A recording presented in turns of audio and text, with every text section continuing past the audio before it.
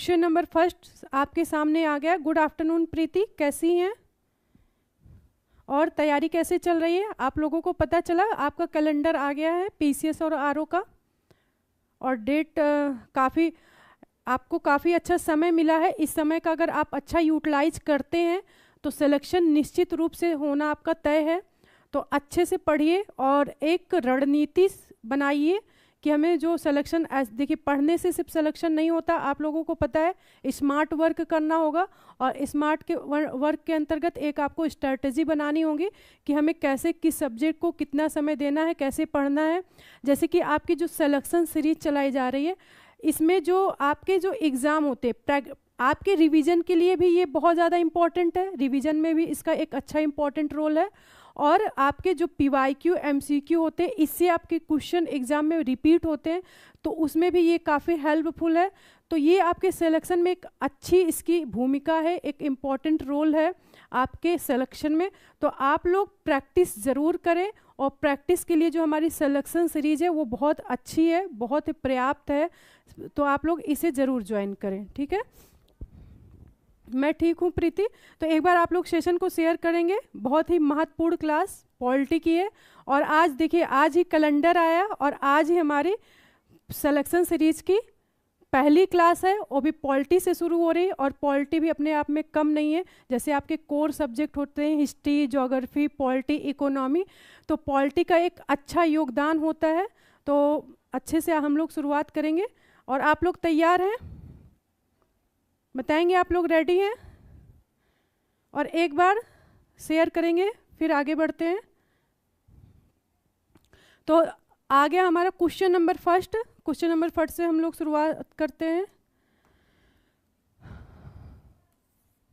निम्नलिखित में से किस अधिनियम में कलकत्ता में सर्वोच्च न्यायालय की स्थापना का प्रावधान किया गया था? निम्नलिखित में से किस अधिनियम में कलकत्ता में सर्वोच्च न्यायालय की स्थापना का प्रावधान किया गया था? आंसर करेंगे आप लोग।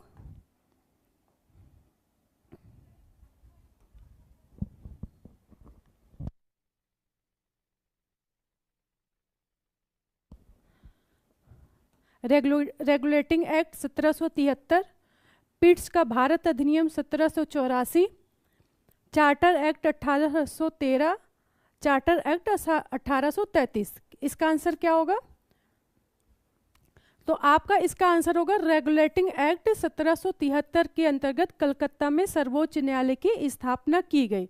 तो आपका जो रेगुलेटिंग एक्ट था 1773, उसके अंतर्गत सर्वोच्च न्यायालय की स्थापना की गई थी। किस वर्ष की गई थी? 1774 में। अगर ये पूछ रहा है कि किस अधिनियम के अंतर्गत की गई थी, तो आपकी रेगुलेटिंग एक्ट 1773 के अधिनियम के अंतर्गत की गई थी। अगर पूछे किस वर्ष की गई थी, तो 1774 में आपके सर्वोच्च न्यायालय की स्थापना की गई थी। इसके जो प्रथम न्यायाधीश थे, इसके प्रथम न्यायाधीश थे एलिजा इम्पे। एलिजा इम्पे इसके प्रथम न्यायाधीश थे, और तीन इसके अन्य न्यायाधीश थे। तीन इसके अन्य न्यायाधीश थे चैम्बर्स, लेमेस्टर और हाइड। तीन इसके अन्य न्यायाधीश थे, चाहे तो नोट कर ले कौन कौन से। चैम्बर्स पूछा जाता है कभी कभी एग्जाम में, तो कुल चार न्यायाधीश थे, एक मुख्य न्यायाधीश और तीन आपके अन्य न्यायाधीश थे।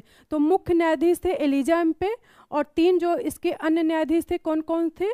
चैम्बर्स, हाइड और आपके लिमेस्टर। यहाँ से भी प्रश्न पूछा जाता है कभी कभी, अन्य न्यायाधीश से भी प्रश्न आ जाता है, तो ये भी आप लोगों को पता होना चाहिए। क्लियर है? आगे बढ़े। प्रीति राइट, वेरी गुड। आगे बढ़ेंगे नेक्स्ट क्वेश्चन। क्वेश्चन नंबर 2 आपके मिलान वाले प्रश्न है। विजिबल है आप लोगों को? हाँ, वेरी गुड। एलिजा इम्पे और तीन अन्य न्यायाधीश कौन कौन थे? लेमिस्टर, हाइड आपके और चैम्बर्स। अब आपके मिलान वाले प्रश्न हैं, ध्यान से आप लोग पढ़ेंगे, फिर इसको हम मैच कराएंगे। नियंत्रण परिषद की स्थापना पिट्स का भारतीय अधिनियम के द्वारा हुआ, तो ए का आपका आंसर 2 होगा। सर्वोच्च न्यायालय की स्थापना किस अधिनियम के द्वारा की गई थी? तो आपका होगा नियामक अधिनियम 1773, जिसे हम रेगुलेटिंग एक्ट कहते हैं। तो आपका ये हो जाएगा 1। और इंग्लिश मिशनरियों को भारत में कार्य करने की अनुमति कब मिली थी, किस अधिनियम के अंतर्गत मिली थी? तो 1813 में। तो सी का 3 ही होगा, सी का आपका 3 ही होगा। गवर्नर जनरल की परिषद में कानूनी सदस्य की नियुक्ति किस एक्ट के अंतर्गत की गई थी? तो आपका चार्टर एक्ट 1833। तो इसका बी ऑप्शन, ए का 2, बी का 1, सी का 3, बी ऑप्शन इसका करेक्ट आंसर होगा। सर्वोच्च न्यायालय की स्थापना 1773 रेगुलेटिंग एक्ट के अंतर्गत की गई थी। और नियंत्रण परिषद की स्थापना, जो यहाँ पर आप लोग ध्यान दीजिएगा, जो पिट्स का इंडिया एक्ट आया था, पिट्स इंडिया एक्ट 1784 के द्वारा आपके नियंत्रण बोर्ड, मतलब आपका बोर्ड ऑफ कंट्रोल की स्थापना की गई थी। तो जो पिट्स का 1784 का अधिनियम आया था, उसके अंतर्गत आपका व्यापारिक और राजनीतिक को अलग किया गया था। मतलब व्यापारिक, जो आपके व्यापारिक कार्य हैं, और कंपनी के राजनीतिक कार्य को अलग किया गया था। तो उसके अंतर्गत जो आपके व्यापारिक कार्य था उसको निदेशक मंडल, मतलब बोर्ड ऑफ डायरेक्टर देखता था, और जो राजनीतिक मामला होता था उसको कौन देखता था? राजनीतिक मामले को बोर्ड ऑफ कंट्रोल देखता था। तो यहाँ पर जो आपका नियंत्रण परिषद की स्थापना है, ये पिट्स के भारतीय अधिनियम 1784 के अंतर्गत किया गया था। और पिट्स का अधिनियम 1784 जो था, इसके अंतर्गत जो है कंपनी का जो है व्यापारिक कार्य और राजनीतिक कार्यों का क्या किया गया था? पृथक्करण किया गया था। मतलब व्यापारिक कार्य और राजनीतिक कार्य को अलग अलग कर दिया गया था। व्यापारिक कार्य कौन देखता था? निदेशक मंडल देखता था। जैसे कि अभी भी कोई कंपनी है, किसी कंपनी में क्या होता है? एक पद होता है डायरेक्टर का। कोई भी आप कंपनी देखेंगे तो एक पद होता है डायरेक्टर का। तो डायरेक्टर जो है, जो इसमें भी क्या था, जो डायरेक्टर था वो क्या देखता था? व्यापारिक मामलों को। तो कंपनी में क्या होता है? बिजनेस ही की जाती है। तो इस तरह से आप लोग रिलेट करके याद कर सकते हैं कि व्यापारिक मामले को कौन देखता था? बोर्ड ऑफ डायरेक्टर्स देखते थे। और राजनीतिक मामले को कौन देखता था? बोर्ड ऑफ कंट्रोल देखता था। और इसका, ये दोनों का पृथक्करण किस अधिनियम के अंतर्गत किया गया था? 1784 के अधिनियम के अंतर्गत। तो जो पिट्स का 1784 अधिनियम था, इसके अंतर्गत कंपनी के व्यापारिक और राजनीतिक मामलों का क्या किया गया था? पृथक्करण किया गया था। और पृथक्करण करके क्या किया गया था? नियंत्रण, बोर्ड ऑफ कंट्रोल और बोर्ड ऑफ डायरेक्टर दोनों की स्थापना की गई थी।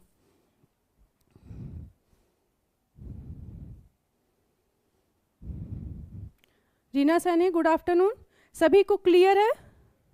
कोई डाउट? प्रतिभा, गुड आफ्टरनून। सभी को गुड आफ्टरनून। आप सब कैसे हैं? आप लोग को क्लियर हुआ? देखिए यहाँ आपका जो संवैधानिक विकास या कहें ऐतिहासिक पृष्ठभूमि, जब आप लोग एम लक्ष्मीकांत पढ़ते होंगे तो वहाँ पर जो आपका पहला चैप्टर होता है वो ऐतिहासिक पृष्ठभूमि होता है। इसमें आपके फैक्चुअल पार्ट ज़्यादा होते हैं, ठीक है। तो इसमें थोड़ा सा आपको एक ट्रिक लगा के याद करना होगा।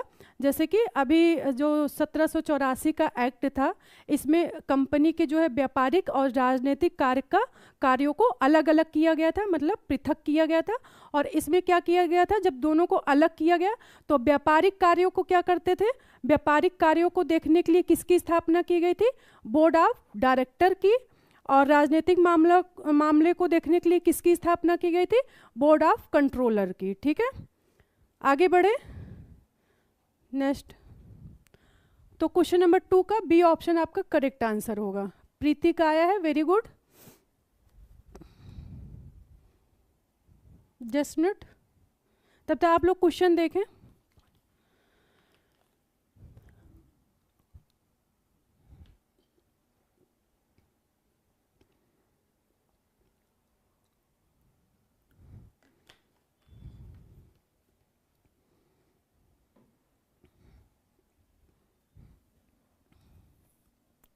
क्वेश्चन नंबर 3, किस अधिनियम के द्वारा ब्रिटिश संसद ने चाय और चीनी के साथ व्यापार को छोड़कर ईस्ट इंडिया कंपनी के भारत के साथ व्यापारिक एकाधिकार को समाप्त कर दिया था। देखेंगे 1813 का चार्टर अधिनियम, 1833 का चार्टर अधिनियम, 1853 का चार्टर अधिनियम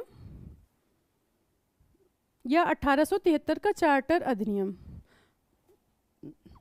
ये क्वेश्चन आपका बहुत बार पूछा गया है, इंपॉर्टेंट है, और विभिन्न एग्जामों में ये क्वेश्चन जब भी संवैधानिक विकास से क्वेश्चन बनता है तो ये अक्सर ये प्रश्न पूछ लिया जाता है, तो इम्पॉर्टेंट है आपका।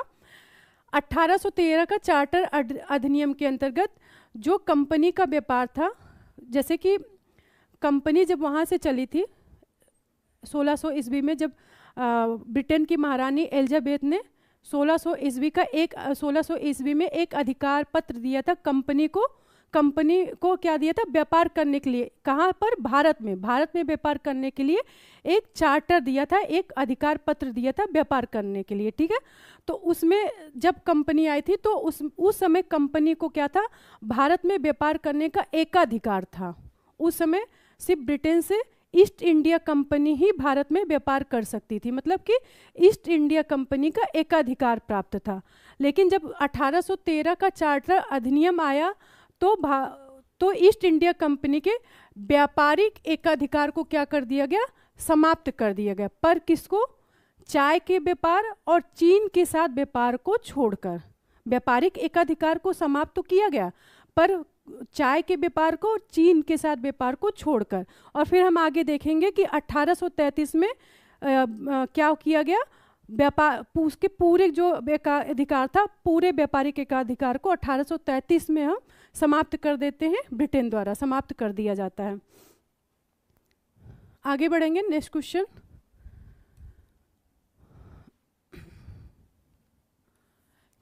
किस अधिनियम ने भारतवासियों को अपने देश के प्रशासन में कुछ हिस्सा लेना संभव बनाया? किस अधिनियम ने भारतवासियों को अपने देश के प्रशासन में कुछ हिस्सा लेना संभव बनाया? तो देखेंगे, इसमें थोड़ा सा समझने की जरूरत है। आपका आंसर होगा ए ऑप्शन, चार्टर एक्ट 1833। जब आपका चार्टर एक्ट 1833 आया तो उसके अंतर्गत कुछ प्रावधान किए गए। उसके अंतर्गत प्रावधान किया गया चार्टर अधिनियम 1833 में धारा, ठीक है, ये ध्यान दीजिएगा, धारा 87 के अंतर्गत, धारा 87 के अंतर्गत प्रावधान किया गया कि कि कोई भी व्यक्ति, ठीक है, कोई भी व्यक्ति कंपनी के अधीन जाति, जन्म स्थान, मूल वंश, रंग या धर्म के आधार पर उसे विभेद नहीं किया जाएगा। जैसे आप वर्तमान समय में भी देखेंगे, मूल अधिकार में अनुच्छेद 15 के अंतर्गत क्या कहा गया है कि धर्म, जन्म स्थान, मूल वंश और रंग के आधार पर क्या किया जाएगा, विभेद नहीं किया जाएगा।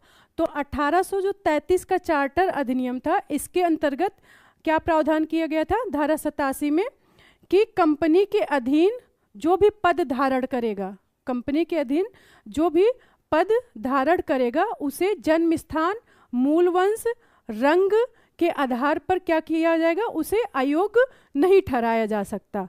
तो ये धारा ही आगे चलकर क्या बनी, ये धारा ही आगे चलकर जो हमारे राष्ट्रीय आंदोलन हुए या जो हमारे राजनैतिक आंदोलन हुए, इसी धारा को आगे चलकर हम जो है प्रशासन में हिस्सा लेना संभव हो पाया। किस धारा द्वारा? जो आपके 1833 में धारा 87 के द्वारा ही भारतीयों का प्रशासन में हिस्सा लेना संभव इसी धारा के द्वारा हो पाया, ठीक है। आगे बढ़ेंगे। हाँ प्रीति, वेरी गुड, सेक्शन 87 राइट, क्योंकि उसमें लाया गया था कि जो धारा 87 थी उसमें साफ साफ कहा गया था कि धर्म, जन्म स्थान, मूल वंश और रंग के आधार पर किसी को भी कंपनी में, मतलब किसी भी पद के लिए अयोग्य नहीं ठहराया जाएगा। तो बाद में जब कालांतर में आगे चलकर बहुत सारे राजनैतिक आंदोलन हुए तो इसी धारा को आधार बनाकर क्या हुआ, भारतीयों को प्रशासन में हिस्सा लेना संभव हो पाया। हाँ very good Piyush, very good, आगे बढ़ेंगे नेक्स्ट। हाँ, क्वेश्चन नंबर 5 को देखेंगे। निम्नलिखित में से किस अधिनियम के अंतर्गत भारतीय विधान परिषद को बजट पर बहस करने की शक्ति प्राप्त हुई? देखेंगे, भारत परिषद अधिनियम,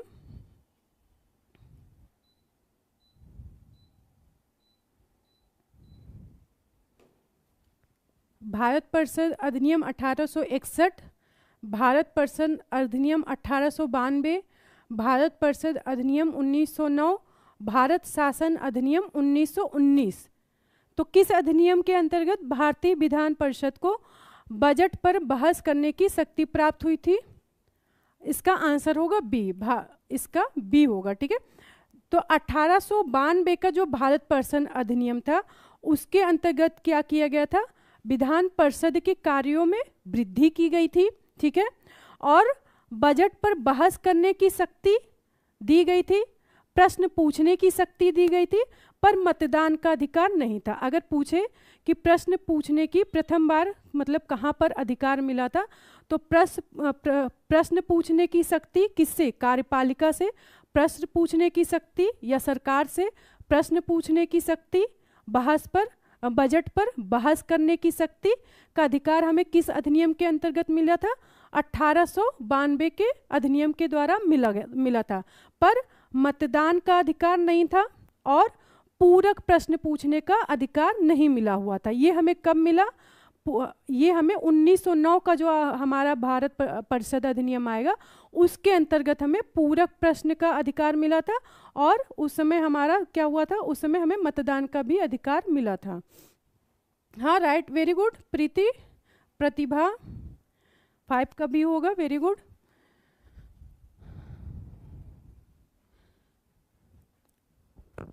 क्वेश्चन नंबर 6, निम्नलिखित में से किस अधिनियम द्वारा भारत में संघीय न्यायालय की स्थापना की गई थी?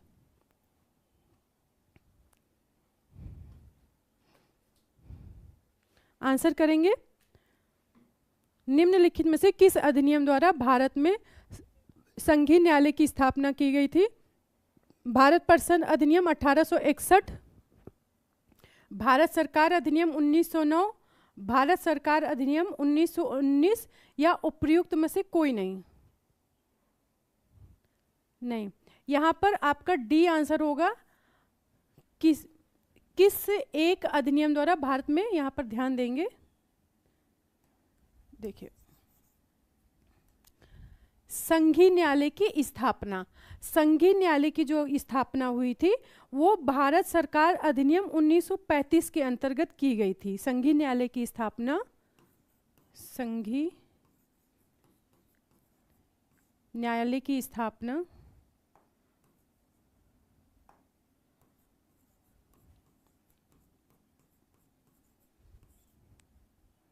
की स्थापना कब हुई थी? स्थापना हुई थी 1937 में, पर किस अधिनियम के अंतर्गत?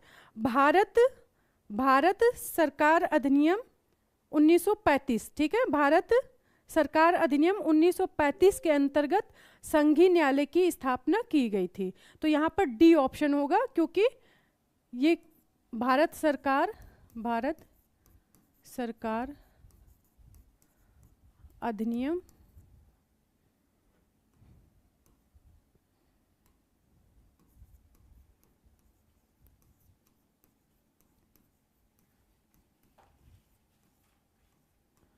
भारत सरकार अधिनियम 1935 के अंतर्गत संघीय न्यायालय की स्थापना की गई थी। ठीक है, और संघीय न्यायालय की स्थापना, देखिए, अधिनियम पूछे तो 1935 होगा। अगर वर्ष पूछे कि किस वर्ष संघीय न्यायालय की स्थापना हुई, तो आंसर क्या होगा? 1937 में हुई थी। कब हुई थी? 1 अक्टूबर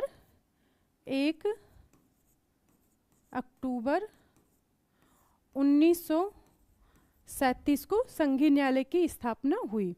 आगे बढ़ेंगे, नेक्स्ट क्वेश्चन।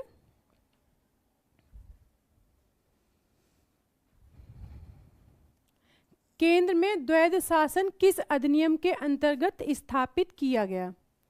केंद्र में द्वैध शासन, इंपॉर्टेंट है, द्वैध शासन किस अधिनियम के अंतर्गत अधिनियम के अंतर्गत स्थापित किया गया? देखेंगे 1909 के अधिनियम के अंतर्गत, भारत सरकार अधिनियम 1919, भारत सरकार अधिनियम 1935, भारत स्वतंत्रता अधिनियम यहाँ पर 1947।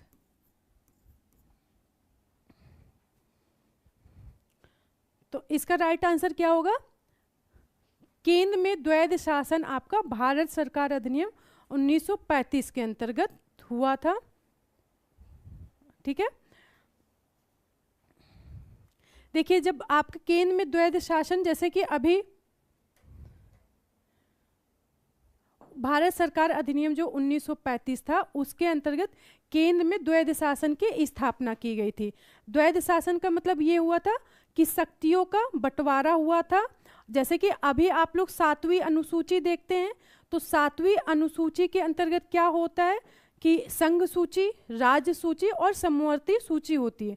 तो जो आपके कुछ विषय क्या होते हैं, संघीय सूची में होते हैं, तो संघीय सूची, और कुछ विषय आपके क्या होते हैं, राज्य सूची में होते हैं।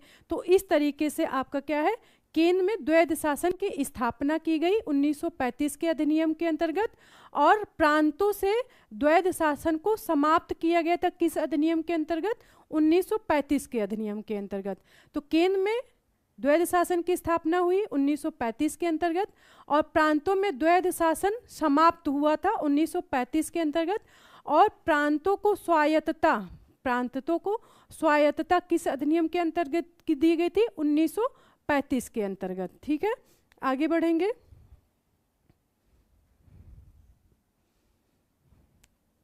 क्वेश्चन नंबर 8, भारतीय विधान पालिका प्रथम बार द्विसदनी बनाई गई। भारतीय विधान पालिका प्रथम बार द्विसदनी बनाई गई थी किस अधिनियम के अंतर्गत? बताएंगे। भारतीय विधान पालिका प्रथम बार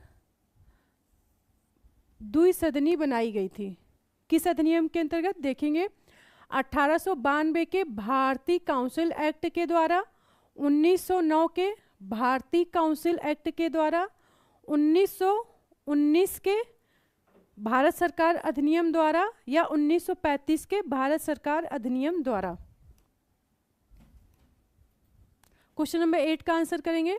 तो इसका जो आपका राइट आंसर होगा सी होगा। 1919 के भारत सरकार अधिनियम द्वारा भारतीय विधान पालिका में प्रथम बार द्विसदनी विधायिका बनाई गई थी। द्विसदनी का मतलब क्या है? द्विसदनी जैसे कि अभी हमारा जो होता है संसद में क्या होता है, एक राज्यसभा है और एक आपका लोकसभा है। तो ये हो गया क्या, ये हो गया आपका द्विसदनी। तो जैसे कि उस समय क्या हुआ था, 1919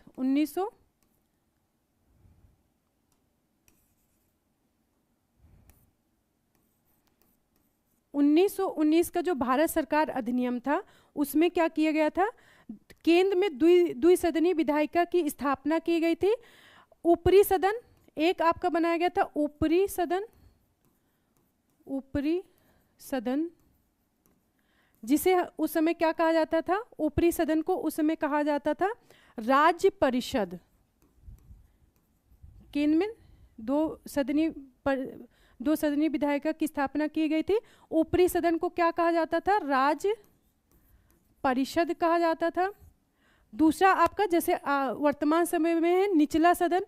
निचला सदन को क्या कहा जाता था, निचला सदन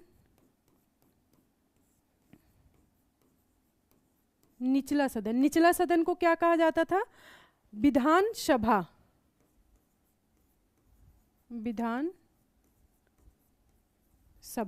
अब अंतर क्या है, वर्तमान में जो हमारा जैसे संसद में वर्तमान में उच्च सदन हम किसे कहते हैं, राज्यसभा को हम उच्च सदन कहते हैं।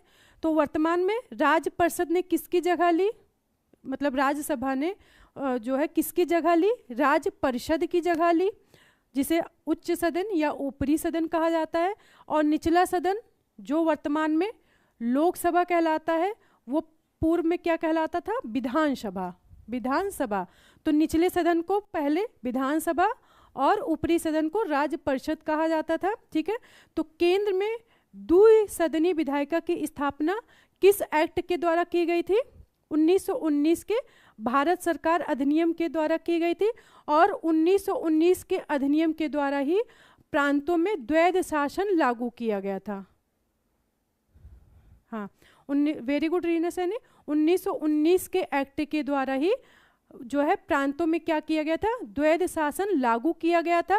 और 1935 का जो भारत सरकार अधिनियम था उसके द्वारा क्या किया गया था, प्रांतों में द्वैध शासन को समाप्त कर केंद्र में द्वैध शासन को लागू किया गया था। आगे बढ़ेंगे, नेक्स्ट क्वेश्चन।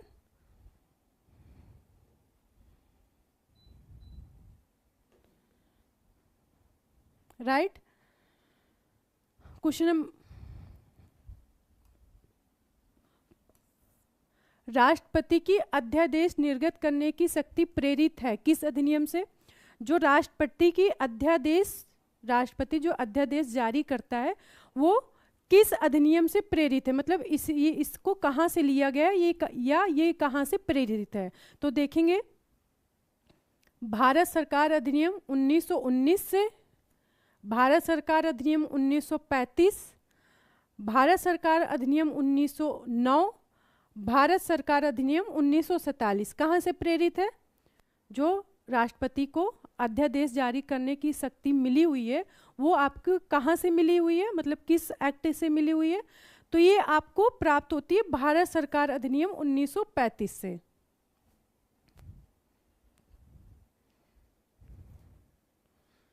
भारत सरकार अधिनियम जो आपका 1935 था उसमें आपकी थी धारा नोट करेंगे, धारा 42 और एक आपकी और थी 42-47 आया था, सॉरी 43, धारा 42 और 43 के द्वारा यह प्रावधान किया गया था राष्ट्रपति की अध्यादेश जारी करने की शक्ति भारत सरकार अधिनियम 1935 के अंतर्गत धारा 42 और 43 के अंतर्गत प्रावधान किया गया था। तो ये शक्ति राष्ट्रपति को कहाँ से मिली है?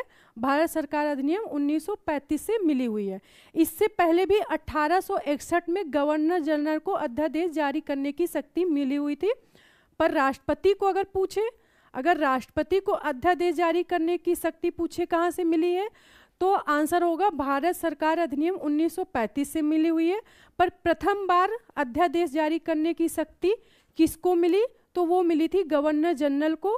कब मिली थी? 1861 में। तो राष्ट्रपति के संदर्भ में अगर पूछेगा तो आपका आंसर होना चाहिए भारत सरकार अधिनियम 1935, धारा कौन सी? 42 और 43 के अंतर्गत।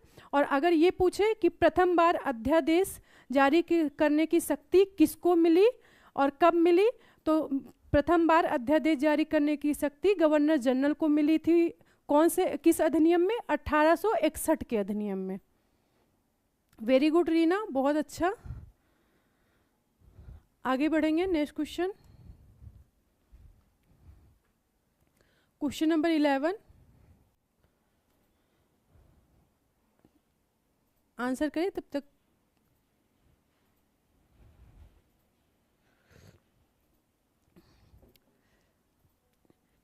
एक संघीय व्यवस्था और केंद्र में द्वैध शासन भारत में लागू किया गया था। ठीक है, संघीय व्यवस्था और केंद्र में द्वैध शासन भारत में लागू किया गया था किस अधिनियम के द्वारा? बताएंगे किस अधिनियम के द्वारा लागू किया गया था?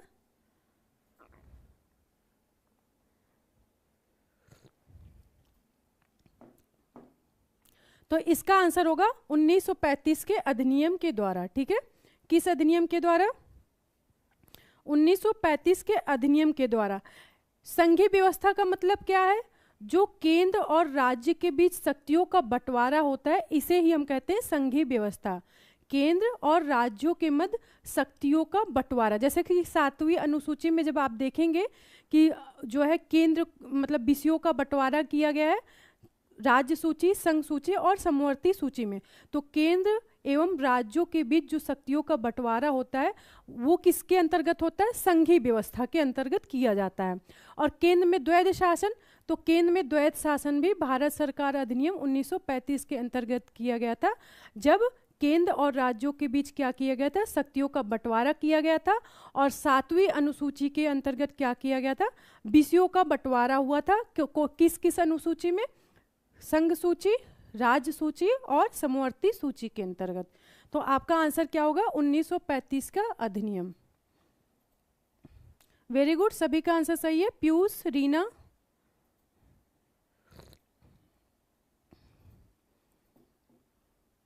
आगे बढ़ेंगे।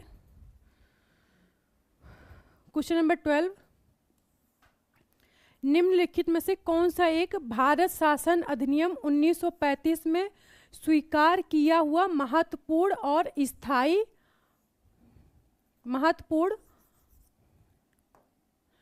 स्थायी अवयव नहीं है? इंपॉर्टेंट है, ठीक है, ये प्रश्न आपका इंपॉर्टेंट है।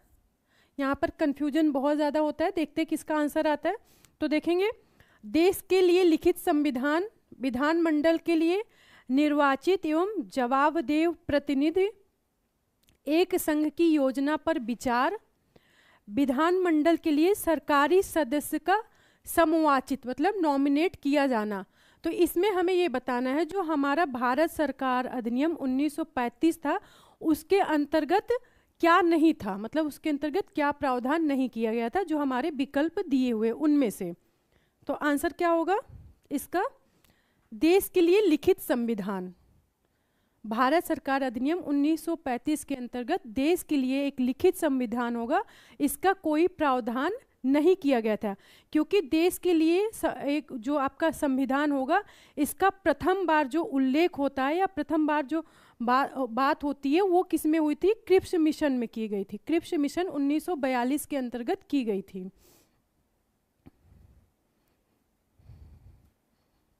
क्लियर है सभी को? जस्ट मिनट, चाय पी लेते हैं।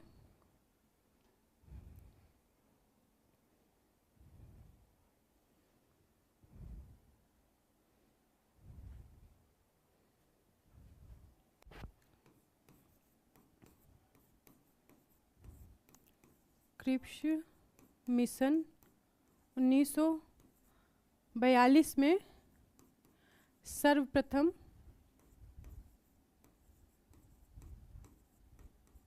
उल्लेख हुआ था संविधान का, ठीक है। भारत के लिए एक संविधान होगा, इसकी सबसे पहले चर्चा या सबसे पहले कि ये कहाँ पर आया था? तो उन जो क्रिप्स मिशन आपका आया था 1942, वहाँ पर बात की गई थी कि देश के लिए एक संविधान होगा। किसमें? क्रिप्स मिशन 1942 में, ना कि भारत सरकार अधिनियम 1935। वेरी गुड रीना, आगे बढ़ेंगे। नेक्स्ट क्वेश्चन नंबर 13, 1935 का गवर्नमेंट ऑफ इंडिया एक्ट क्यों महत्वपूर्ण है? बताएंगे। भारत सरकार अधिनियम 1935 क्यों महत्वपूर्ण है? आंसर करें।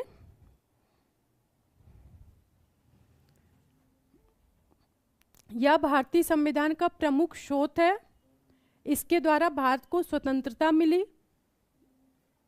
इसमें भारत विभाजन उल्लेखित है, इसके द्वारा रियासतें समाप्त हुई थी। ये एक्चुअली यहाँ पर ऐसा कुछ भी नहीं है, ठीक है। इसके द्वारा रियासतें समाप्त हुई थी।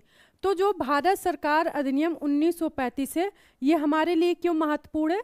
क्योंकि भारतीय संविधान का प्रमुख स्रोत यही है। जो हमारा संविधान बना है, इस संविधान में बहुत सारे जो प्रावधान हैं वो कहाँ से लिए गए हैं? भारत सरकार अधिनियम 1935 से लिए गए। जैसे कि अभी आपका जो संघीय व्यवस्था थी जिसके अंतर्गत केंद्र और राज्य के बीच शक्तियों का विभाजन हुआ, ये भी आपका 1935 से ही लिया गया था, ठीक है। फिर प्रांतों को स्वायत्तता मिलना, ये भी आपका 1935 से लिया गया। संघीय न्यायालय की स्थापना, ये भी आपका 1935 से लिया गया था। फिर आपका द्विसदनी जो आपके जो संसद है, संसद जैसे केंद्र में द्विसदनी विधायिका, ये भी आपके 1935 के अंतर्गत ही है, ठीक है। तो इस तरह केंद्र में द्वैध शासन, संघात्मक सरकार, ये सब कहाँ से प्रेरित है? भारत सरकार अधिनियम 1935 से। तो इसलिए हमारा जो 1935 का अधिनियम था वो हमारे भारतीय संविधान के प्रमुख स्रोत है, इसलिए ये महत्वपूर्ण है। Very good Piyush, Reena, very good. क्योंकि बहुत सारे प्रावधान कहाँ से लिए गए हैं संविधान में, 1935 के अधिनियम से लिए गए। वैसे तो हमारे क्योंकि विदेशों से भी बहुत सारे स्रोत हैं, विदेशों से भी संविधान का निर्माण हुआ, बहुत सारे जो उपबंध हैं, जो प्रावधान है वो हम विदेशों से भी लिए, पर बहुत सारा जो हमारे संविधान पे जो प्रभाव सबसे ज़्यादा जिसका रहा है वो 1935 के अधिनियम का रहा है। क्वेश्चन नंबर 14, निम्नलिखित अधिनियमों में से किस अधिनियम के फलस्वरूप बर्मा भारत से अलग हुआ? आंसर करेंगे।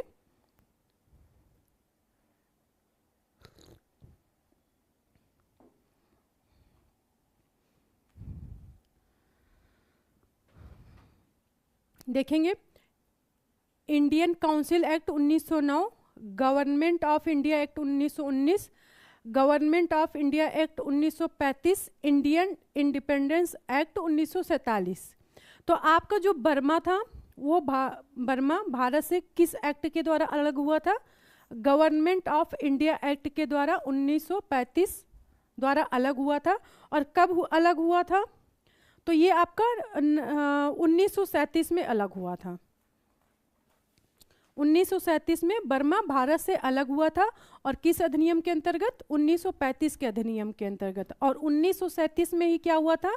संघीय न्यायालय की स्थापना की गई थी। किस अधिनियम के अंतर्गत?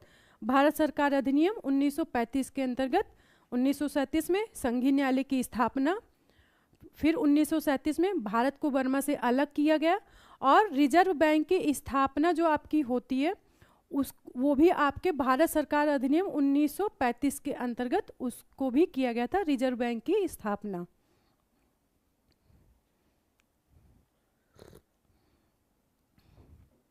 क्वेश्चन नंबर 14 का सी आंसर होगा। आगे बढ़ेंगे नेक्स्ट।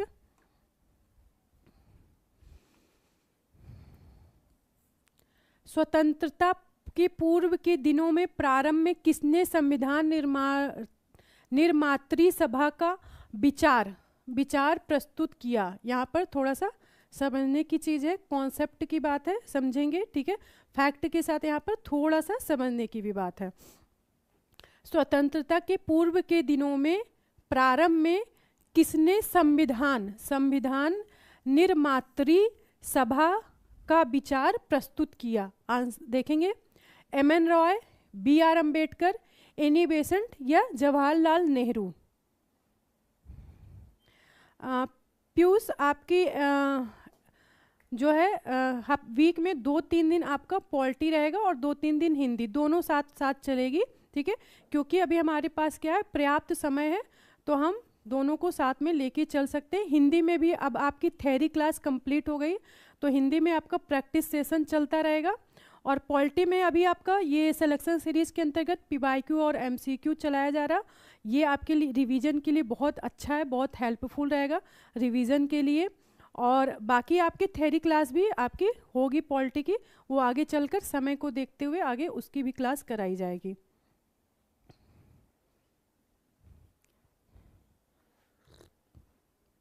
रीना का उत्तर आया है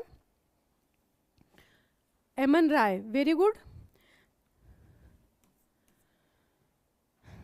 अब यहाँ पर समझना क्या है, देखिए, भारतीयों की ओर से संविधान सभा की सबसे पहले जो मांग की गई थी वो किया गया था स्वराज पार्टी ने। अगर प्रश्न आ जाए कि संविधान सभा की मांग सबसे पहले किसने की, मांग, ध्यान दीजिएगा, यहाँ पर सिर्फ छोटे से शब्द का अंतर है। अगर मांग पूछ ले तो संविधान सभा की सर्वप्रथम मांग किसने की थी?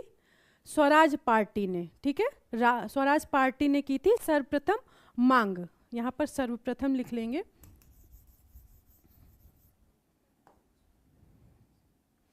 सर्वप्रथम मांग किसने की? मांग, तो इसका आंसर क्या हो जाएगा? स्वराज पार्टी ने। कब की थी? 1934 में। 1934 में सर्वप्रथम स्वराज पार्टी ने संविधान सभा की मांग की थी। पर विचार किसने प्रस्तुत किया? यहाँ पर अंतर क्या है, लोग यहाँ पर कंफ्यूज होते हैं, इसलिए हमने इस पर समय दिया है। विचार, अगर विचार पूछ ले तो विचार दिया था एम.एन. रॉय ने, मांग किसने की थी? स्वराज पार्टी ने। ठीक है, दोनों में अंतर है। मांग किसने की थी? स्वराज पार्टी ने। और सर्वप्रथम विचार किसने प्रस्तुत किया था? एम.एन. रॉय ने। और वर्ष दोनों ने 1934 में ही एम.एन. रॉय ने विचार दिया था संविधान सभा निर्माण का, और मांग की किसने? स्वराज पार्टी ने। क्लियर है? आगे बढ़ेंगे। Next question number 16। एक निर्वाचित संविधान सभा द्वारा भारत के संविधान का निर्माण करने का प्रस्ताव किया गया था। साइमन कमीशन द्वारा भारत सरकार, हाँ, 1934 में मांग की गई थी स्वराज पार्टी द्वारा, और 1934 में ही विचार दिया था किसने? एम.एन. रॉय ने। ठीक है, दोनों अलग अलग है। विचार की बात आएगी तो एम.एन. रॉय कर देंगे, और मांग की बात आएगी तो स्वराज पार्टी कर देंगे, और दोनों ने 1934 में ही ये किया था। ठीक है, एक निर्वाचित संविधान सभा द्वारा भारत के संविधान का निर्माण करने का प्रस्ताव किया गया था। साइमन कमीशन द्वारा, भारत सरकार अधिनियम 1935 द्वारा, क्रिप्स मिशन द्वारा, या ब्रिटिश डेलीगेशन द्वारा। आंसर करेंगे। तो अभी अब आपको बताया गया था कि संविधान सभा का जो सबसे पहले निर्माण किया गया था, संविधान सभा के निर्माण के प्रस्ताव जो सबसे पहले लाया था वो किसने ले आया था? Cripps mission. कब लाया था? 1942 में। सर्वप्रथम संविधान सभा के निर्माण का प्रस्ताव किसने लाया था? आंसर क्या होगा? क्रिप्स मिशन लाया था। कब लाया था? 1942 में।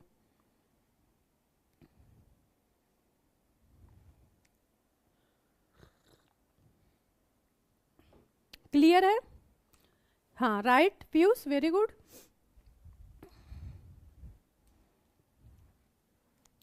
Question number 17। इन व्यक्तियों में से कौन कैबिनेट मिशन का सदस्य नहीं था? कैबिनेट मिशन कब आया था भारत? मार्च 1946 में। कैबिनेट मिशन कब आया था भारत में? मार्च 1946 में आया था। और इसमें हमें बताना है कि कैबिनेट मिशन का कौन सदस्य नहीं था। तो आंसर क्या हो जाएगा? विलियम वुड जो थे ये आपके कैबिनेट मिशन के सदस्य नहीं थे। कौन कौन था इसमें? स्टेफोर्ड क्रिप्स, और ये क्या थे? ये अध्यक्ष थे। अध्यक्ष स्टेफोर्ड क्रिप्स जो है आपके अध्यक्ष थे। एवी अलेक्जेंडर आपके क्या थे? नौसेना मंत्री। नौसेना मंत्री। और पैथिक लॉरेंस, आपके जो पैथिक लॉरेंस थे ये कौन थे? तो पैथिक लॉरेंस थे भारत सचिव। तो कैबिनेट मिशन के अंतर्गत आपके विलियम वुड नहीं थे। क्लियर है? कैबिनेट मिशन भारत कब आया था? आंसर क्या होगा? मार्च 1946 में कैबिनेट मिशन भारत आया था। हाँ, वेरी गुड रीना। गौरव 17 का ए, वेरी गुड। अब क्वेश्चन नंबर 18 देखेंगे। कैबिनेट मिशन योजना के अंतर्गत संविधान निर्मात्री परिषद में प्रत्येक प्रांत को आवंटित सदस्य संख्या निर्धारित करने के लिए एक प्रतिनिधि कितनी जनसंख्या के अनुपात में था? यहाँ पर सिंपल सा क्वेश्चन ये है कि जब संविधान सभा का निर्माण हो रहा था, ठीक है, संविधान सभा का निर्माण हो रहा था, तो जो आपका जैसे सदस्यों के लिए जो आवंटन किया गया था कि एक प्रतिनिधि कितने जनसंख्या पे आवंटित किए जाएंगे, तो इसका आंसर होगा एक प्रतिनिधि जो आपका चुना जाएगा वो लगभग 10 लाख, मतलब जहाँ 10 लाख जनसंख्या के आधार पर आवंटन किया गया था, तो 10 लाख व्यक्ति होगा इसका आंसर।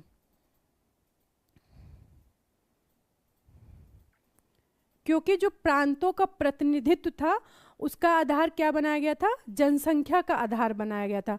और जो आपके संविधान सभा का जो यहाँ पर जो एक तरीके से जो निर्वाचन हुआ था वो आपका क्या था, अप्रत्यक्ष द्वारा हुआ था, अप्रत्यक्ष। और इसमें अभी आगे हम देखेंगे वहाँ पर अप्रत्यक्ष हुआ था। तो इसमें जो है आपका जो प्रतिनिधित्व का आधार बनाया गया था वो क्या बनाया गया था, जनसंख्या को आधार बनाया गया था। और कितनी जनसंख्या, 10 लाख जनसंख्या। 10 लाख जनसंख्या पे क्या होते थे, एक प्रतिनिधि चुने जाते थे। एक प्रतिनिधि कितनी जनसंख्या पर, 10 लाख जनसंख्या पर। वेरी गुड गौरव, राघवेंद्र बी, वेरी गुड। आगे बढ़ेंगे। क्वेश्चन नंबर 19, भारतीय संविधान सभा का गठन किया गया था। तो ये फैक्ट वाले प्रश्न है। भारतीय संविधान सभा का गठन किया गया था भारत सरकार अधिनियम 1935 के अंतर्गत, ट्रिप्स योजना 1942 के अंतर्गत, कैबिनेट मिशन 1946 के अंतर्गत। भारतीय संविधान सभा का गठन किस योजना के अंतर्गत किया गया था? आवाज कम आ रही है? अच्छा, just minute wait, just minute check, battery थोड़ी सी डाउन है, ठीक है, चेंज कर लेते।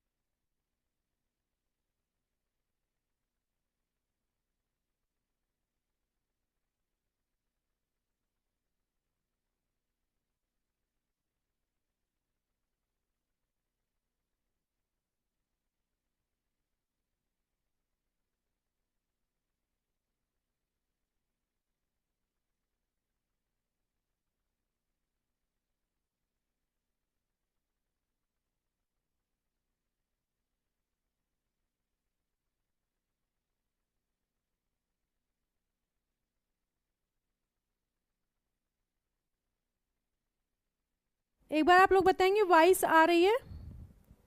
वॉइस आई? एक बार आप लोग कंफर्म करेंगे, शायद वॉइस नहीं आ रही थी। अभी आप लोग बताएं वॉइस आ रही है? तो फिर से रिपीट कर देते हैं। 24 अगस्त 1946 को कैबिनेट मिशन के अंतर्गत घोषणा की गई थी अंतरिम सरकार बनाने की, ठीक है। हाँ, आरओ की डेट आपकी आ गई है, कैलेंडर आ गया है जिसमें आपका आरओ 22 दिसंबर को होगा और पीसीएस आपका 27 अक्टूबर को होगा। तो डेट आ गई है, अब आप लोग लग जाइए एकदम, ठीक है, एकदम से लग जाइए। तो आगे बढ़ेंगे। क्वेश्चन नंबर 21, निम्नलिखित में से कौन अगस्त 1946 में गठित प्रथम अंतरिम राष्ट्रीय सरकार का सदस्य नहीं था?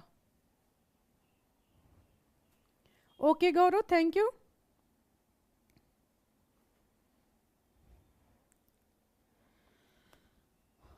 निम्नलिखित में से कौन अगस्त 1946 में गठित प्रथम अंतरिम राष्ट्रीय सरकार का सदस्य नहीं था?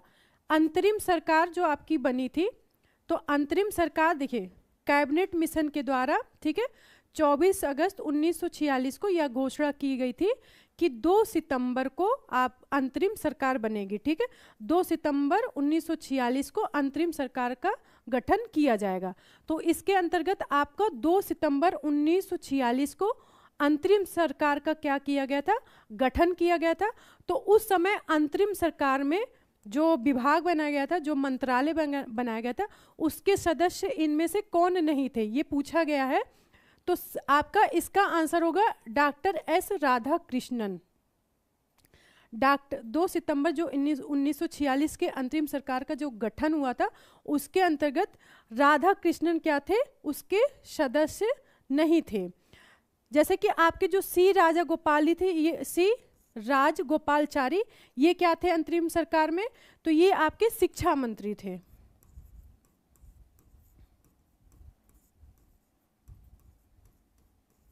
ये शिक्षा मंत्री थे। जगजीवन राम, ये आपके श्रम मंत्री थे, श्रम मंत्री। और राजेंद्र प्रसाद खाद्य एवं कृषि, ठीक है। राजेंद्र प्रसाद को क्या मिला हुआ था, खाद्य एवं कृषि मंत्रालय मिला हुआ था।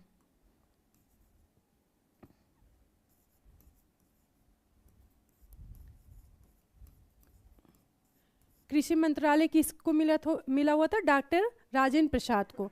पर उस समय डॉक्टर एस राधाकृष्णन नहीं थे, किसके सदस्य, अंतरिम सरकार के सदस्य, जो 2 सितंबर 1946 को बनी थी।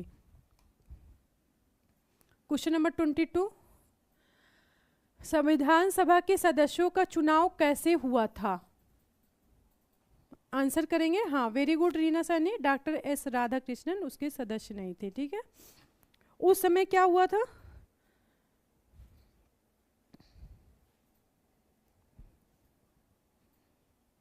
देखेंगे क्वेश्चन।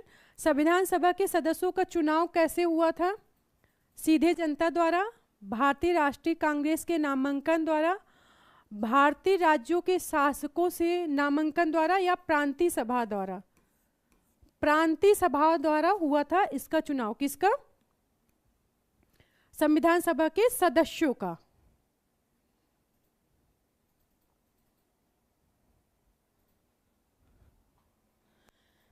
जो आपके संविधान सभा का निर्वाचन हुआ था, ये तो हमने पहले बताया कि ये हुआ था आपका अप्रत्यक्ष। जैसे अभी वर्तमान में आप लोग देखते हैं राज्यसभा का चुनाव होता है वर्तमान में, तो राज्यसभा का चुनाव क्या प्रत्यक्ष होता है या अप्रत्यक्ष होता है, राज्यसभा का चुनाव अप्रत्यक्ष होता है। राज्यसभा के चुनाव में कौन भाग लेता है, जो विधानसभा के सदस्य होते हैं, विधानसभा के सदस्य ही तो राज्यसभा के चुनाव में भाग लेते हैं।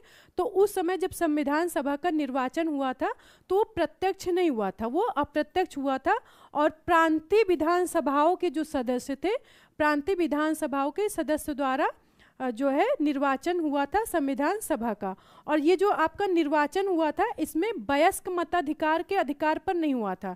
जैसे कि इस समय सार्वभौमिक वयस्क मताधिकार है, तो उस समय वयस्क मताधिकार के आधार पर संविधान सभा का निर्वाचन नहीं हुआ था। उस समय जब निर्वाचन हुआ था तो जो मतलब जो प्रावधान, जो अधिकार दिया गया था, वो कर, संपत्ति, आपकी कर, संपत्ति और शैक्षिक योग्यता को आधार मानकर मतदान का अधिकार उस समय दिया गया था। क्योंकि उस समय इतना लोग पढ़े लिखे नहीं होते थे, ठीक है। तो उस समय क्योंकि, और फिर अचानक में सब कुछ हुआ, तो उस समय संभव भी नहीं था कि सार्वभौमिक वयस्क मताधिकार दिया जा सके। तो उस समय आपका अप्रत्यक्ष हुआ था। और उसमें भाग कौन लिया था, प्रांतीय सभाओं द्वारा हुआ था। प्रांतीय सभा के जो सदस्य थे वही क्या किए थे, वही संविधान सभा के निर्वाचन में भाग लिए हुए थे। आप लोग आपस में बात कर रहे हैं,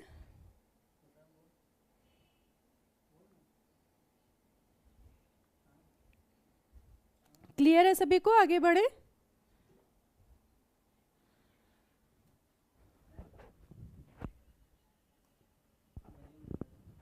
क्वेश्चन नंबर 23, संविधान सभा की प्रथम बैठक की अध्यक्षता किसने की थी। आई थिंक सभी को पता होगा। संविधान सभा के प्रथम बैठक की अध्यक्षता किसने की थी, संविधान सभा की प्रथम बैठक की अध्यक्षता डॉक्टर सच्चिदानंद सिन्हा ने किया था।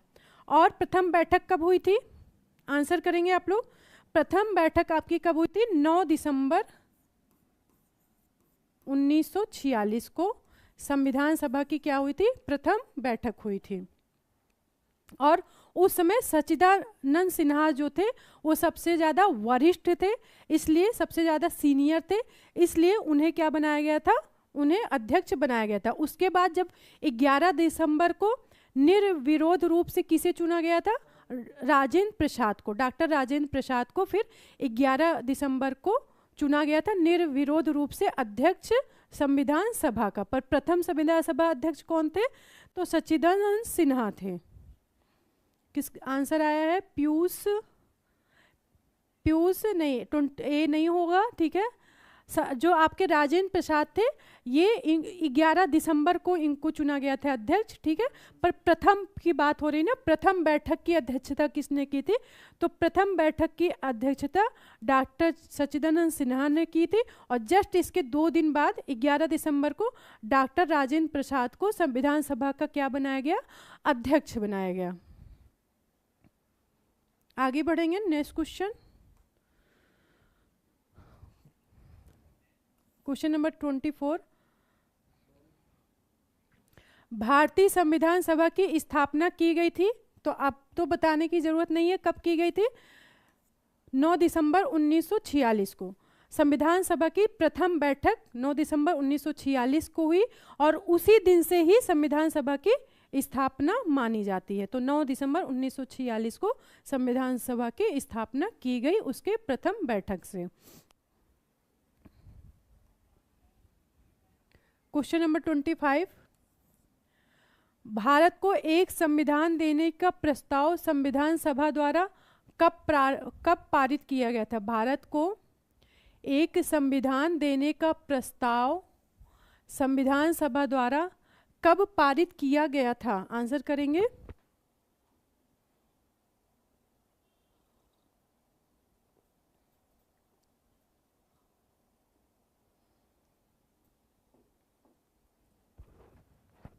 हाँ राइट, स्थायी अध्यक्ष चुना गया था राजेंद्र प्रसाद को, राइट। देखिए ये आपका इसका आंसर होगा 22 जनवरी 1947। 22 जनवरी, देखिए 13 दिसंबर 1946 को पंडित जवाहरलाल नेहरू द्वारा प्रथम बार उद्देश्य प्रस्ताव को संविधान सभा में पेश किया गया, ठीक है। और 22 जनवरी 1947 को संविधान सभा द्वारा जो नेहरू जी ने उद्देश्य प्रस्ताव पेश किया गया था उसको पारित किया गया था, ठीक है, पारित किया गया। तो भारत को एक संविधान देने का जो प्रस्ताव था उसको पारित कब किया गया? पारित किया गया 22 जनवरी 1947 को। पर पेश कब किया गया था? पेश किया गया था आपका 13 दिसंबर 1946 को। किसने पेश किया था? पंडित जवाहरलाल नेहरू द्वारा। तो पंडित जवाहरलाल नेहरू उद्देश्य प्रस्ताव को 13 दिसंबर 1946 को संविधान सभा में पेश किया और 22 जनवरी 1947 को संविधान सभा द्वारा उद्देश्य प्रस्ताव को पारित किया गया था। ओ क्लियर है? आगे बढ़े, क्वेश्चन नंबर 26। भारतीय संविधान के निर्माण से संबंधित निम्नलिखित कथनों में से कौन सा सही है? देखेंगे आप लोग, प्रश्न को ध्यान से पढ़िए। पंडित नेहरू के उद्देश्य प्रस्ताव का जो संविधान सभा द्वारा स्वीकार किया गया था, ठीक है, नीचे संविधान के निर्माण पर असर था। उद्देशिका बहुत महत्वपूर्ण उद्देश्यों की पूर्ति करती है। यहाँ पर तीसरा कथन है, ठीक है, ये मतलब ऊपर चला गया, नीचे इसका कॉलम होना था, पर तीसरा कथन यहाँ पर दिया हुआ है। संविधान को भारत के लोगों ने आदेशित किया था। राज्य के मुखिया को लोग प्रत्यक्ष रूप से निर्वाचित करते हैं। नीचे दिए गए कूट में सही उत्तर का चयन कीजिए। एक बार प्रश्न को ध्यान से समझेंगे। पंडित नेहरू के उद्देश्य प्रस्ताव को जो संविधान सभा द्वारा स्वीकार किया गया था, संविधान के निर्माण पर असर था, बिल्कुल। जो पंडित नेहरू द्वारा उद्देश्य प्रस्ताव संविधान सभा में पेश किया गया था, वे संविधान के निर्माण पर उसका असर था। क्योंकि जो संविधान, जब भी जो उद्देशिका, जो उद्देश्य प्रस्ताव था, वही बाद में जाके आपकी प्रस्तावना बनी। तो प्रस्तावना जो हमारे पूरे संविधान का एक आईना है, प्रस्तावना जो है पूरे संविधान का आईना है। क्योंकि अगर बात व्याख्या की आती है, निर्वचन की आती है, तो प्रस्तावना उसका आधार बनती है। तो ये बिल्कुल सही है कि संविधान के निर्माण पर उद्देश्य प्रस्ताव का असर था। दूसरा, उद्देशिका बहुत महत्वपूर्ण उद्देश्यों की पूर्ति करती है। बिल्कुल, जो उद्देशिका है ये महत्वपूर्ण उद्देश्यों की पूर्ति करती है। तीसरा, संविधान को भारत के लोगों ने आदेशित किया था। जब आप प्रस्तावना पढ़ेंगे तो क्या कहा जाता है, हम भारत के लोग। तो संविधान, जो आपका संविधान बना, वो उसको किसने आदेशित किया था, भारत के लोगों ने। क्योंकि जब शुरुआत उस प्रस्तावना की होती तो क्या होती, हम भारत के लोग। तो इसका मतलब संविधान को भारत के लोगों ने क्या किया था, आदेशित किया था।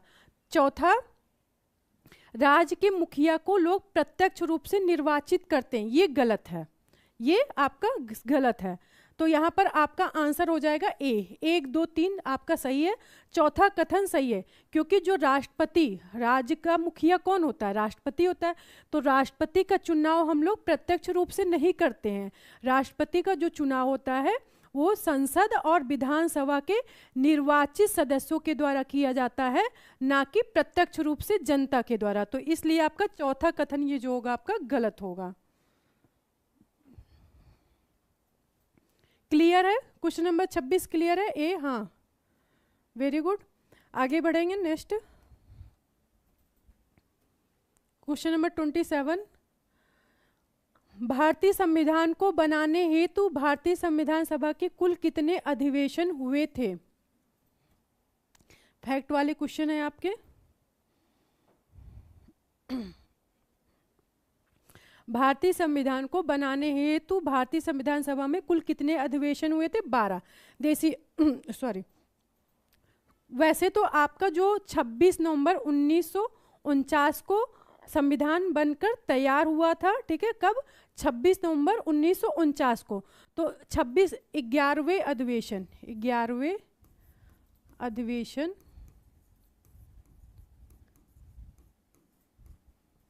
में 26 नवंबर 1949 को हमारा संविधान क्या हुआ था, बनकर तैयार हुआ था, ठीक है। पर जो आपका 26 जनवरी 1950 में संविधान सभा के सदस्यों द्वारा क्या किया गया था, संविधान सभा के सदस्यों द्वारा सब हस्ताक्षर किए गए थे। तो इसलिए 12वां अधिवेशन कब हुआ था आपका? 12वां अधिवेशन हुआ था आपका 26 जनवरी 1950 को। तो 26 जनवरी 1950 को हमारा संविधान पूर्ण रूप से लागू हुआ था। पर अगर पूछे बनकर तैयार कब हुआ था, तो या हम जो आपका संविधान था ये हम अधिनियमित कब हुआ या इसे स्वीकार कब किया गया था, तो इसे स्वीकार किया गया था 11वें अधिवेशन में। पर क्योंकि यहाँ पर 11 ऑप्शन है नहीं, तो हम 12वां अधिवेशन कब मान लेते हैं? 26 जनवरी 1950 को, जब संविधान पूर्ण रूप से लागू हुआ था। पूर्ण रूप से कब लागू हुआ था? 26 जनवरी 1950 को। बनकर तैयार कब हुआ था? 26 नवंबर 1949 को, ठीक है। आगे बढ़ेंगे। नेक्स्ट क्वेश्चन नंबर 28, भारतीय संविधान के निर्माण के समय संवैधानिक सलाहकार कौन थे? भारतीय संविधान के निर्माण के समय संवैधानिक सलाहकार कौन थे?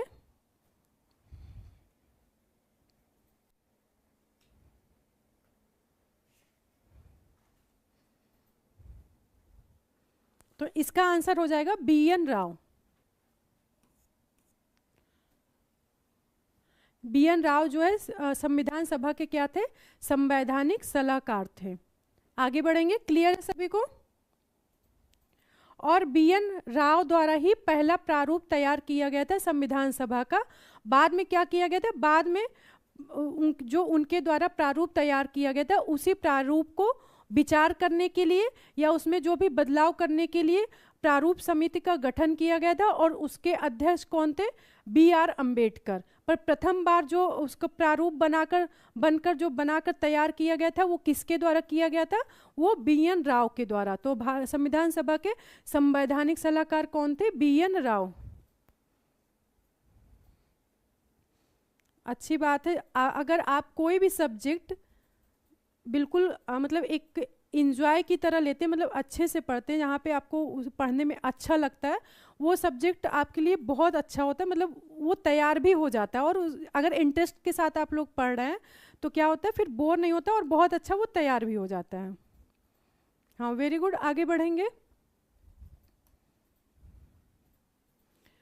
क्वेश्चन नंबर 29, भारतीय संविधान का प्रथम प्रारूप तैयार किया गया था किसके द्वारा? अभी आपको बताया गया भारतीय संविधान का जो प्रथम प्रारूप था वो B.N. राव द्वारा तैयार किया गया था। ठीक है, किसके द्वारा?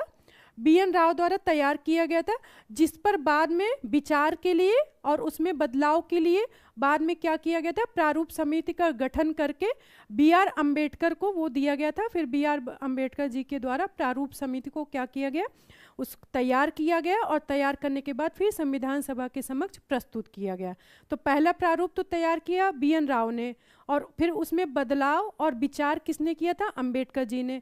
और फिर फाइनल किसने तैयार किया? B.R. अम्बेडकर जी ने। और पहला प्रारूप किसने तैयार किया? B.N. राव ने। तो दोनों में अंतर है। क्लियर है?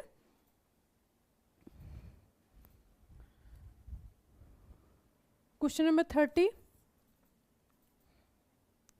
संविधान सभा में भारतीय संविधान का तृतीय वाचन कब प्रारंभ हुआ?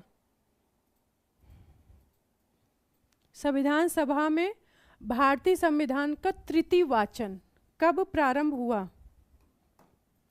14 नवंबर 1949, 14 नवंबर 1948, 25 नवंबर यहाँ पर थोड़ा सा आप लोग को करेक्ट करना होगा। ये थोड़ा सा प्रश्न है आपका गलत। ठीक है, यहाँ पर आप लोग कर लेंगे 17। ठीक है, यहाँ पर आप लोग, क्योंकि ये जो आयोग ने ही प्रश्न गलत पूछा था, तो ये क्या है? विवादित प्रश्न है, और इस पर फिर आयोग ने नंबर भी दिया हुआ था। तो यहाँ पर आपका जो हो जाएगा 17 नवंबर। संविधान सभा में भारतीय संविधान का तृतीय वाचन कब प्रारंभ हुआ था? 17 नवंबर 1949 को प्रारंभ हुआ था। और ये कब तक चला था? 17 नवंबर 1949 को प्रारंभ हुआ तृतीय वाचन। कुल कितने वाचन हुए थे? 3 वाचन हुए थे। तो तृतीय वाचन कब शुरू हुआ था? 17 नवंबर 1949 को शुरू हुआ था। और इसका खत्म कब हुआ था? 26 नवंबर 1949 को। किस दिन? जिस दिन हमारा संविधान अंगीकृत हुआ, अधिनियमित हुआ, और मतलब आत्मार्पित या कहे जिस दिन स्वीकृत हुआ था।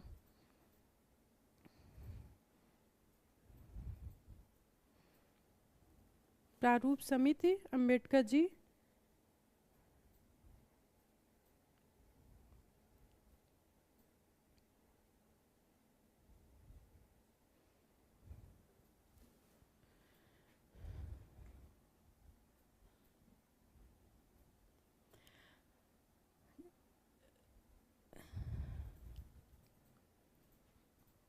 देखिए, कास्ट कुछ नहीं होता है, कर्म प्रधान होना चाहिए। ठीक है, कास्ट। और हमारे अंबेडकर जी बहुत महान थे, बहुत ब्रिलियंट थे। ठीक है, उनको सत सत नमन।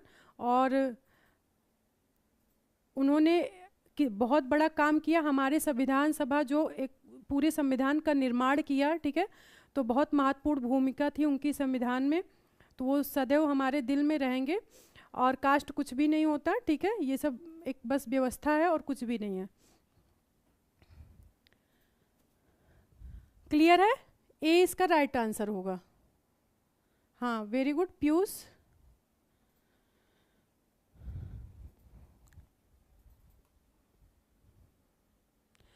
भारत का संविधान पूर्ण रूप से कब बनकर तैयार हुआ? अभी आपको बताया गया।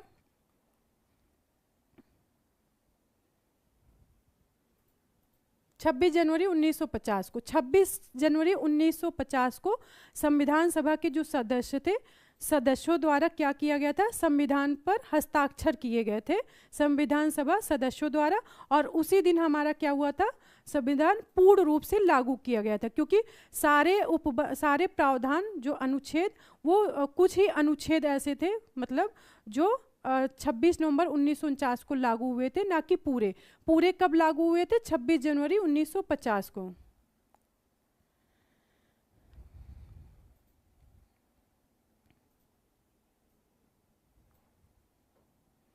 आगे बढ़े, नेक्स्ट।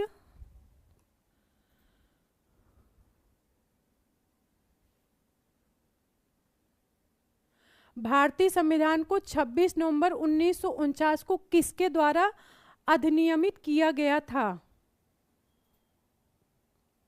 भारतीय संविधान को 26 नवंबर 1949 किसके द्वारा अधिनियमित किया गया था?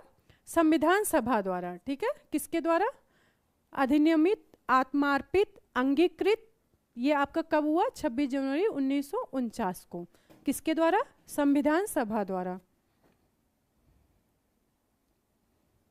आगे बढ़ेंगे, नेक्स्ट।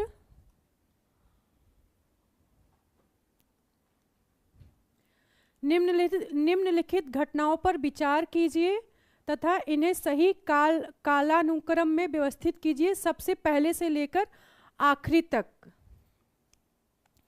तो ठीक है, करते हैं। प्रारूप समिति की नियुक्ति, संविधान सभा की प्रथम बैठक, भारतीय संविधान को अंगीकृत और अधिनियमित, संविधान सभा के प्रवृत्त होने की तिथि। तो सबसे पहले क्या होगा? सबसे पहले संविधान सभा की बैठक हुई होगी, तो सबसे पहले आपका क्या आ जाएगा? फोर्थ। सबसे पहले आपका ऑप्शन होगा फोर्थ, संविधान सभा की प्रथम बैठक होगी। फिर क्या हुआ? उसके बाद प्रारूप समिति की नियुक्ति हुई। प्रारूप समिति की नियुक्ति, तो पहले पे आपका 4 ऑप्शन आएगा, फिर आपका 1 देखेंगे ऑप्शन में कहाँ है, 4 और 1। ठीक है, फिर क्या हुआ? आपका भारतीय संविधान को अंगीकृत और अधिनियमित किया गया। फिर आपका आना चाहिए सेकंड कहां पर है? हाँ, सेकंड, थर्ड, ए ऑप्शन इसका करेक्ट आंसर होगा।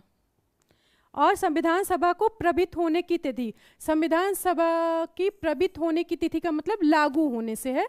तो संविधान सभा लागू कब हुआ था? 26 जनवरी 1950। ये हो जाएगा 9 दिसंबर 1946। प्रारूप समिति की नियुक्ति 29 अगस्त 1947 और अंगीकृत कब किया गया था? 26 नवंबर 1949। ए ऑप्शन इसका करेक्ट आंसर होगा। पीयूष का आंसर आया है, रीना का आया है, वेरी गुड। 33 का सी, गौरव, सी नहीं होगा गौरव, ए ऑप्शन होगा। ठीक है, ए। आगे बढ़ेंगे, नेक्स्ट। डेट यहां पर देखिए, सामने डेट भी आपको मेंशन कर दी गई है। तीसरा देखिए, तीसरा देख रहे हैं, पहले तो चौथा होगा ऑप्शन, संविधान सभा की प्रथम बैठक। ठीक है, फिर प्रारूप समिति की नियुक्ति हुई। ठीक है, कब हुई? 29 अगस्त 1947 को। ठीक है, फिर संविधान सभा आपका क्या हुआ? बनकर तैयार हुआ, अंगीकृत और अधिनियमित हुआ। तो अंगीकृत अधिनियमित दूसरे ऑप्शन में हो रहा। यहां पर जो मतलब है, हम समझ गए आपको प्रॉब्लम कहां हुई। आपको प्रॉब्लम इस शब्द से हो रही, भारतीय संविधान के प्रवृत्त होने की तिथि। प्रवृत्त होने की तिथि पर यहाँ पर है पूर्ण रूप से लागू होने की तिथि। तो पूर्ण रूप से कब लागू हुआ था? 26 जनवरी 1950 को। तो ये आपका ए ऑप्शन होगा, ना कि सी ऑप्शन।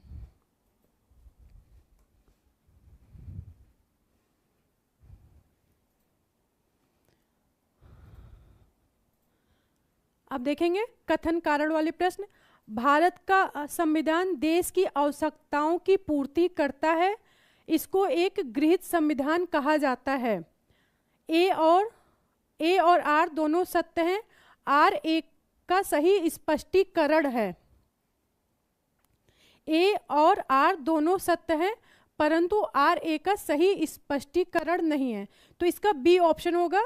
देखिए, भारत का संविधान देश की आवश्यकता की पूर्ति करता है, बिल्कुल सत्य कथन है, ठीक है।